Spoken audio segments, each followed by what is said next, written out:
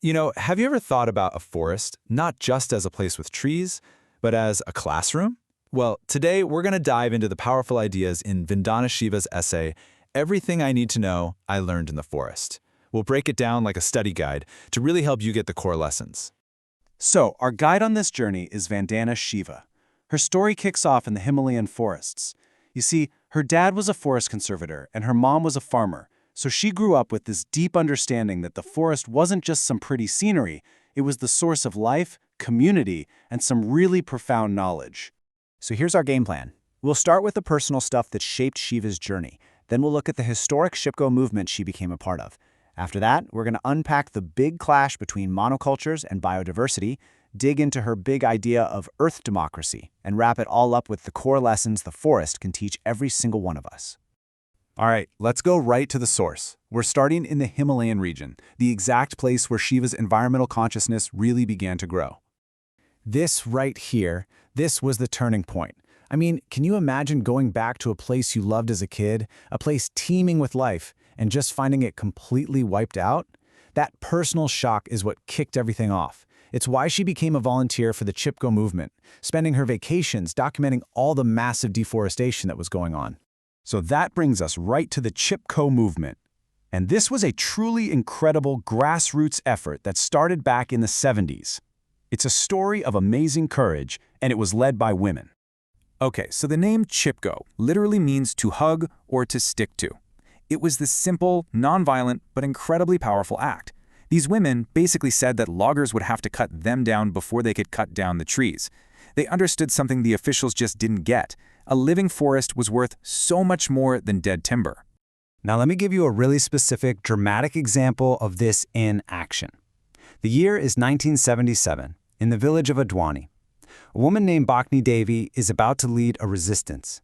And get this, it was against her own husband, who actually had a contract to cut down the local forest. So when the officials arrived, the women, led by Bhakni Devi, met them holding lighted lanterns in broad daylight. And when they were asked why, this was their amazing reply.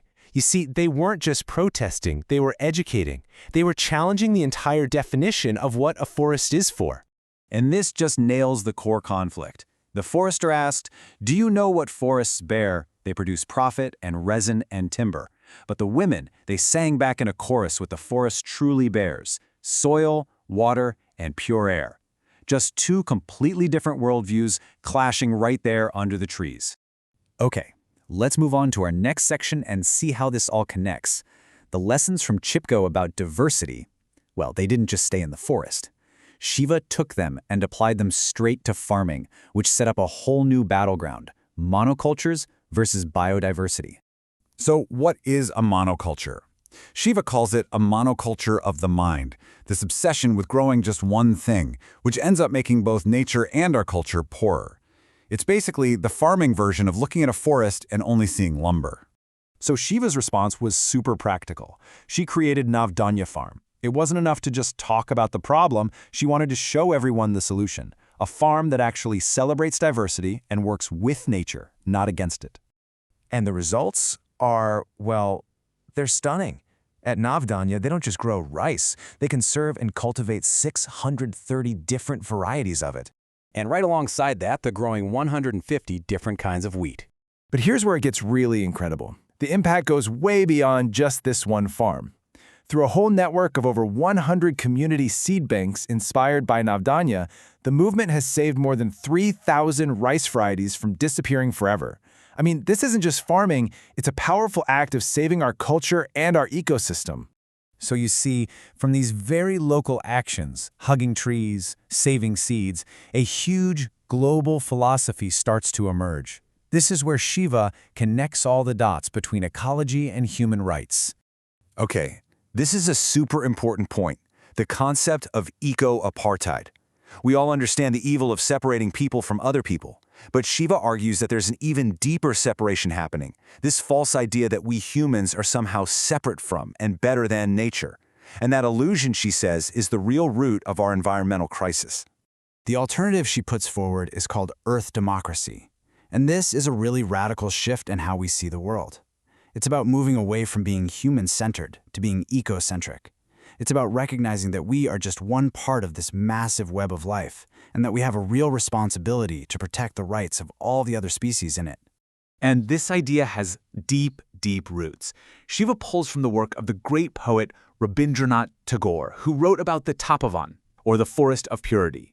For Tagore, the forest was the true source of culture, of knowledge, of freedom. It was the place where India's greatest ideas were born. And that brings us to our final section. We've gone all the way from a single stream to a global philosophy. So now, let's distill it all down. What are the core lessons that we're supposed to learn from the forest?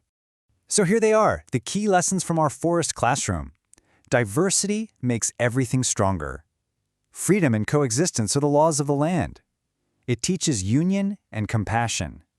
And finally, and this one might be the most important, it teaches enoughness. That powerful idea that every species takes only what it needs, enjoying nature's gifts without needing to accumulate more and more.